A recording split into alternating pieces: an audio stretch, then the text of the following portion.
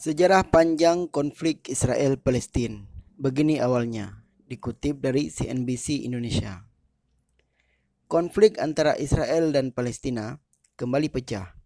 Hal ini terjadi saat kelompok Hamas yang menguasai Gaza meluncurkan serangan besar-besaran ke wilayah Israel pada Sabtu 7 Oktober 2023. Serangan itu menandai ketegangan dan konflik berkepanjangan antara kedua belah pihak. Saat ini, Israel telah mengadakan serangan balik skala besar, dengan korban di kedua sisi telah menembus angka ribuan. Serangan Hamas ini merupakan salah satu rangkaian baru dalam sejarah Israel-Palestin.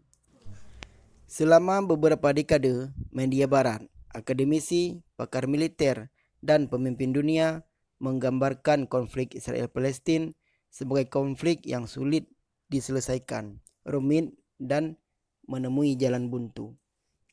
Berikut rangkuman sejarah konflik antara Palestina dengan Israel, sebagaimana dikutip dari Al Jazeera. Awal mula konflik. Lebih dari 100 tahun yang lalu, pada tanggal 2 November 1917, Menteri Luar Negeri Inggris saat itu, Arthur Balfour, menulis surat yang ditujukan kepada Lionel Walter Rothschild, seorang tokoh komunitas Yahudi Inggris. Surat tersebut memang singkat, hanya 67 kata, namun isinya memberikan dampak terhadap Palestina yang masih tersisa hingga saat ini. Perjanjian ini mengikat pemerintah Inggris untuk mendirikan rumah nasional bagi orang-orang Yahudi di Palestina dan memfasilitasi pencapaian tujuan ini. Surat tersebut dikenal dengan Deklarasi Balfour. Kalau dalam bahasa Arab, Al-Wa'du Balfour. Intinya, kekuatan Eropa menjanjikan gerakan Zionis, sebuah negara di wilayah yang 90% penduduknya adalah penduduk asli Arab Palestina. Mandat Inggris dibentuk pada 1923 dan berlangsung hingga 1948. Selama periode tersebut, Inggris memfasilitasi migrasi massal orang Yahudi, di mana terjadi gelombang kedatangan yang cukup besar pasca gerakan Nazi di Eropa. Dalam gelombang migrasi ini, mereka menemui perlawanan dari warga Palestina. Warga Palestina khawatir dengan perubahan demografi negara mereka dan penyitaan tanah mereka oleh Inggris untuk diserahkan kepada pemukim Yahudi. Meningkatnya ketegangan akhirnya menyebabkan pemberontakan Arab yang berlangsung dari tahun 1936 hingga 1939. Pada April 1936, Komite Nasional Arab yang baru dibentuk meminta warga Palestina untuk melancarkan pemogokan umum, menahan pembayaran pajak, dan memboikot produk-produk Yahudi untuk memprotes kolonialisme Inggris dan meningkatnya migrasi Yahudi. Pemogokan selama 6 bulan tersebut ditindas secara brutal oleh Inggris yang melancarkan kampanye penangkapan massal dan melakukan penghancuran rumah, sebuah praktik yang terus diterapkan Israel terhadap warga Palestina hingga saat ini. Fase kedua pemberontakan dimulai pada akhir 1937 dan dipimpin oleh Gerakan Perlawanan Petani Palestina yang menargetkan kekuatan Inggris dan kolonialisme. Pada paruh kedua tahun 1939, Inggris telah mengerahkan 30.000 tentara di Palestina. Desa-desa dibom melalui udara. Jalan malam diberlakukan, rumah-rumah dihancurkan, dan penahanan administratif serta pembunuhan massal secara tersebar luas. Bersamaan dengan itu, Inggris berkolaborasi dengan komunitas pemukim Yahudi dan membentuk kelompok bersenjata dan pasukan kontra pemberontakan yang terdiri dari para pejuang Yahudi bernama Pasukan Malam Khusus yang dipimpin Inggris.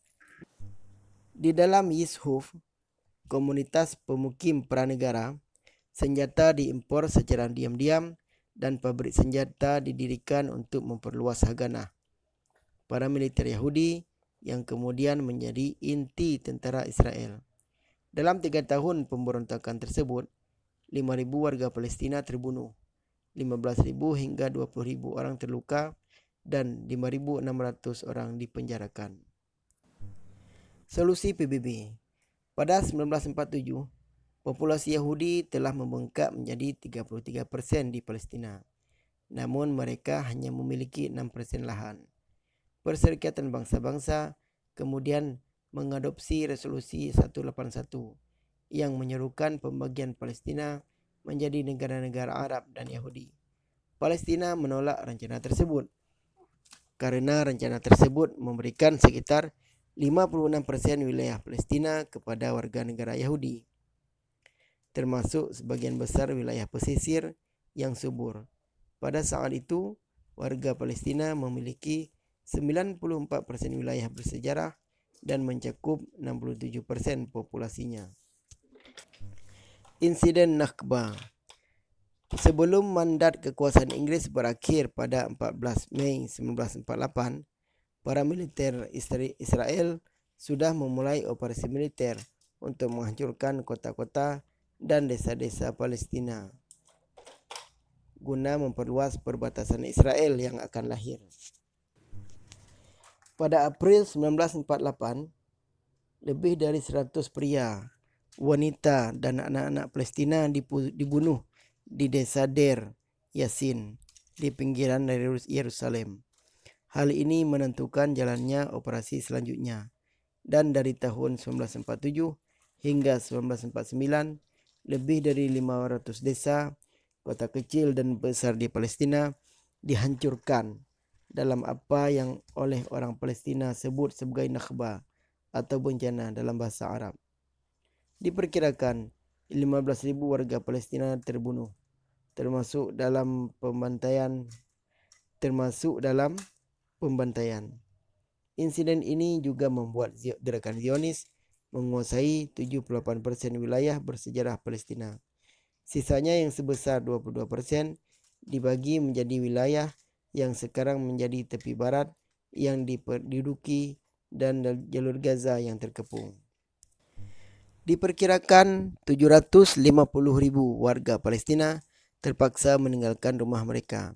Saat ini, keturunan mereka hidup sebagai 6 juta pengungsi di 58 kamp pengungsi di seluruh Palestina dan di negara-negara tetangga seperti Lebanon, Suriah, Yordania, dan Mesir. Pada 15 Mei 48, Israel mengumumkan pendiriannya. Keesokan harinya, Perang Arab-Israel pertama dimulai dan pertempuran berakhir pada Januari 1949 setelah gencatan senjata antara Israel dan Mesir, Lebanon, Yordania, dan Suriah. Pada bulan Desember 1948, Majelis Umum PBB mengeluarkan resolusi 194 yang menyerukan hak untuk kembali bagi pengungsi Palestina.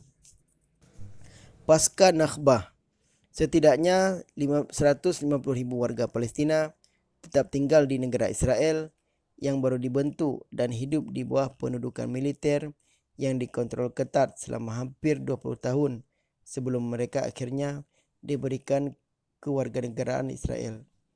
Mesir mengambil alih jalur Gaza, dan pada tahun 1950, Yordania memulai pemerintahan administratifnya atas tepi barat. Lalu pada tahun 1964, Organisasi Pembebasan Palestina (PLO) dibentuk, dan setahun kemudian partai politik Fatah didirikan. Perang 6 hari.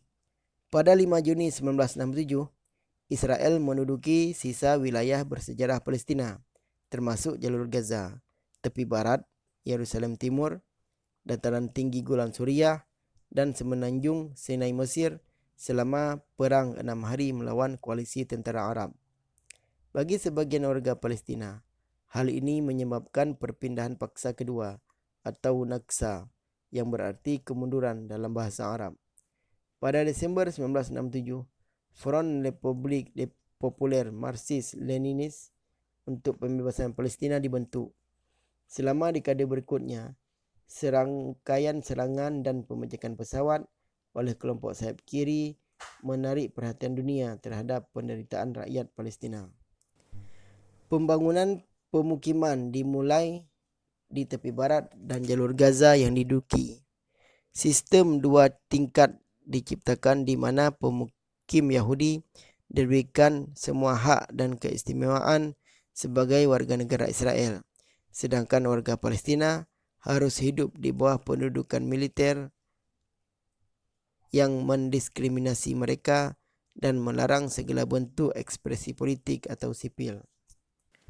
Intifadah pertama. Intifada atau yang berarti perlawanan dalam bahasa Arab dilakukan Palestina pertama kali di jalur Gaza pada Desember 1987. Ini terjadi setelah 4 warga Palestina tewas ketika sebuah truk Israel bertabrakan dengan 2 van yang membawa pekerja Palestina. Protes menyebar dengan cepat ke tepi barat, dengan pemuda Palestina melemparkan batu ke tank dan tentara Israel. Hal ini juga menyebabkan berdirinya gerakan Hamas, sebuah cabang dari Ikhwanul Muslimin yang terlibat dalam perlawanan bersenjata melawan pendudukan Israel. Respon keras tentara Israel dirangkum dalam kebijakan patah tulang mereka yang dianjurkan oleh Menteri Pertahanan saat itu, Yitzhak Rabin. Aksi ini mencakup pembunuhan mendadak, penutupan universitas, deportasi aktivis, dan penghancuran rumah. Intifada terutama dilakukan oleh kaum muda dan diarahkan oleh Kepemimpinan Nasional Terpadu Pemberontakan, sebuah koalisi faksi politik Palestina yang berkomitmen untuk mengakhiri pendudukan Israel dan membangun kemerdekaan Palestina. Intifada ditandai dengan mobilisasi rakyat, protes massal, pembangkangan sipil, pemogokan yang terorganisir dengan baik, kerjasama komunal. Menurut Organisasi Hak Asasi Manusia Israel, B'Tselem, 1070 warga Palestina dibunuh oleh pasukan Israel selama intifada, termasuk 237 anak-anak. Lebih dari 175,000 warga Palestina ditangkap. Intifada juga mendorong komunitas internasional untuk mencari solusi atas konflik tersebut. Perjanjian Oslo dan Otoritas Palestina.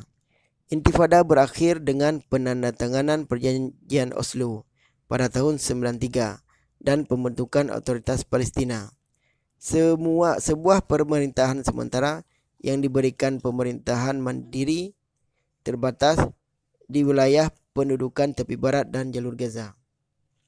PLO mengakui Israel berdasarkan solusi 2 negara dan secara aktif menandatangani perjanjian yang memberi Israel kendali atas 60% tepi barat serta sebagian besar sumber daya tanah dan air di wilayah tersebut. PA seharusnya memberi jalan bagi pemerintahan Palestina terpilih pertama yang menjalankan negara merdeka di tepi barat dan jalur Gaza dengan ibu kotanya di Yerusalem Timur. Namun hal itu tidak pernah terjadi. Kritik terhadap PA memandangnya sebagai subkontraktor korup bagi pendudukan Israel yang bekerjasama erat dengan militer Tel Aviv dan menekan perbedaan pendapat dan aktivisme politik.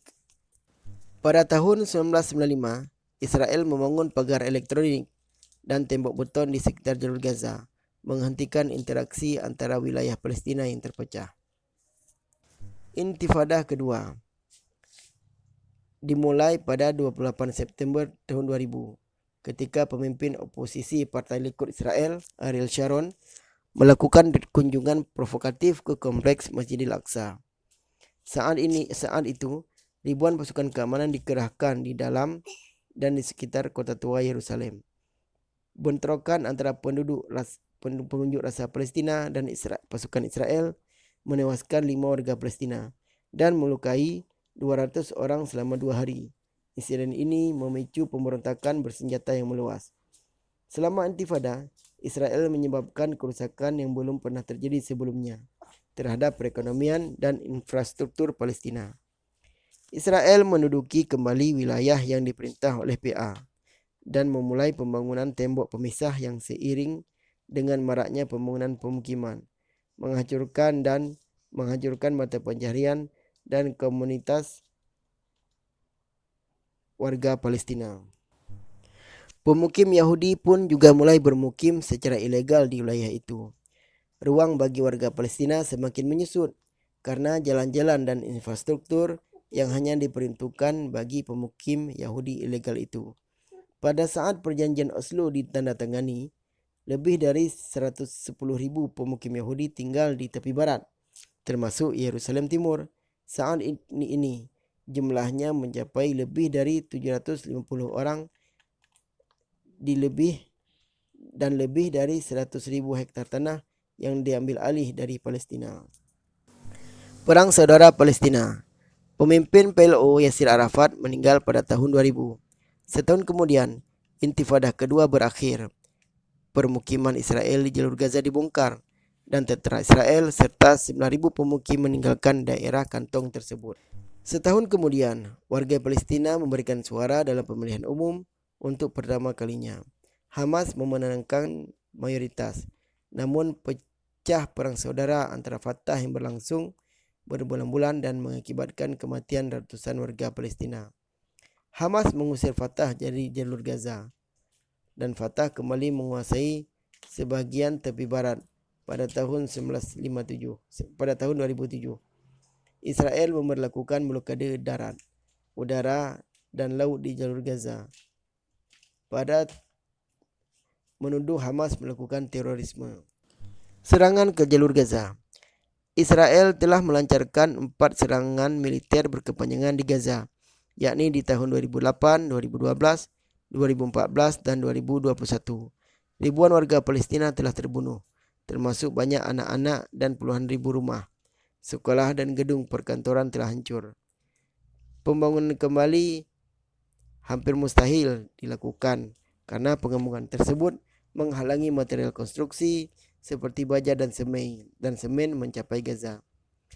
Serangan tahun 2008 melibatkan penggunaan senjata yang dilarang secara internasional seperti gas fosfor. 2014, dalam kurun waktu 50 hari, Israel membunuh lebih dari 2.100 warga Palestina, termasuk 1.462 warga sipil dan hampir 500 anak-anak.